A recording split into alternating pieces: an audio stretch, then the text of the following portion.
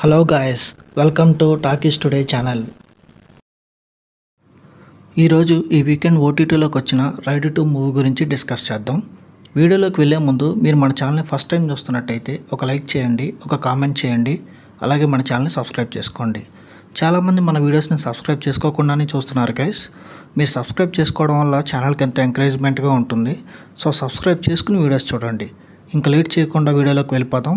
Let's get started.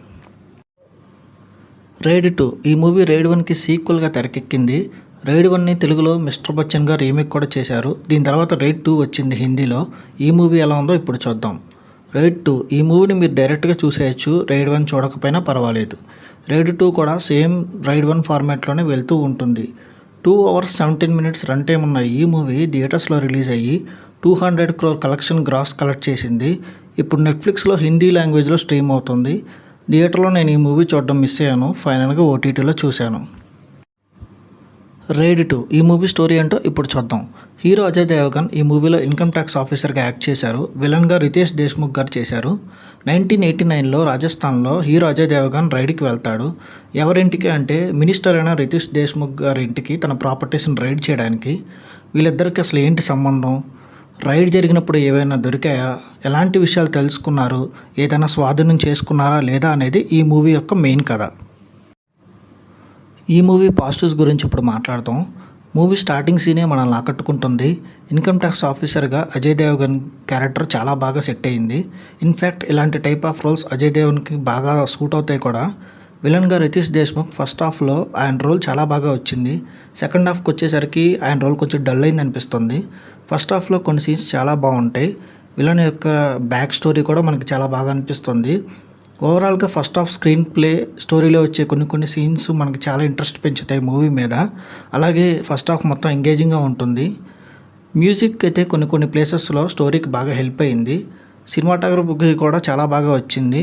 ఈ movie 1989 బ్యాక్డ్రాప్లో కాబట్టి colour grading కూడా అలాగే వచ్చేలాగా సినిమాటోగ్రఫీ చాలా బాగా చేశారు. ఈ మూవీ నెగిటివ్స్ ఏంటో ఇప్పుడు చూద్దాం. ఈ మూవీలో మెయిన్ నెగిటివ్ వచ్చేసి సాంగ్స్ భయ్య. ఫస్ట్ హాఫ్లో వాణి కపూర్తో వచ్చే 2 సాంగ్స్ అండ్ తమన్నాతో వచ్చే ఐటెం సాంగ్ అవసరం లేదనిపిస్తుంది. మధ్యలో వచ్చే ఈ సాంగ్స్ మనల్ని కథ నుండి పూర్తిగా డిస్ట్రాక్ట్ చేస్తూ ఉంటాయి. సెకండ్ హాఫ్లో విలన్ రితేష్ క్యారెక్టర్ బాగా స్లోగా అయిపోయింది అనిపిస్తుంది. ఫస్ట్ హాఫ్లో పవర్ఫుల్గా కనిపించే సీన్స్ సెకండ్ హాఫ్కి వచ్చేసరికి ఆయన మీద రాసుకున్న సీన్స్ వర్కౌట్ అవ్వలేదేమో అన్నట్టు ఫీల్ వస్తుంది. ఫస్ట్ హాఫ్లో అజయ్ దేవగన్ క్యారెక్టర్ని కొంచెం తగ్గిస్తారు, విలన్కి హైప్ ఇస్తారు. అదే ఇంటెన్షనల్గా సెకండ్ హాఫ్లో హీరోని ఎలివేట్ చేయడానికి విలన్ రోల్ తగ్గించారేమో అన్న ఫీలింగ్ మనకు వస్తుంది. ఫస్ట్ హాఫ్ చూస్తున్నప్పుడు ఎంత ఇంట్రెస్ట్ వచ్చిందో సెకండ్ హాఫ్ వచ్చేసరికి సినిమా కంప్లీట్ చేయాలన్న ఇంట్రెస్ట్ మనకు కొంచెం తగ్గిపోతూ ఉంటుంది. సెకండ్ హాఫ్ చాలా ఫ్లాట్ నరేషన్తో కూడా మనకి బోర్ కొట్టిస్తుంది.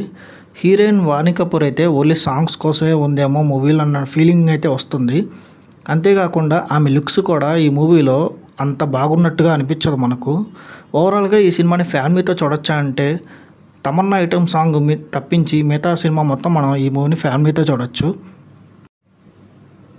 ఫైనల్గా ఈ మూవీ వర్డిట్ ఏంటి అంటే ఫస్ట్ హాఫ్ సాంగ్స్ని పక్కన పెడితే మంచి స్క్రీన్ ప్లేతో ఎంగేజింగ్ అనిపించింది. ఫస్ట్ హాఫ్ మనకు నచ్చుతుంది ఖచ్చితంగా. ఇంకా సెకండ్ హాఫ్ విషయానికి వస్తే చాలా ఫ్లాట్ నరేషన్, లాస్ట్ అరగంటకు మాత్రం కొంచెం ఓకేగా అనిపిస్తుంది.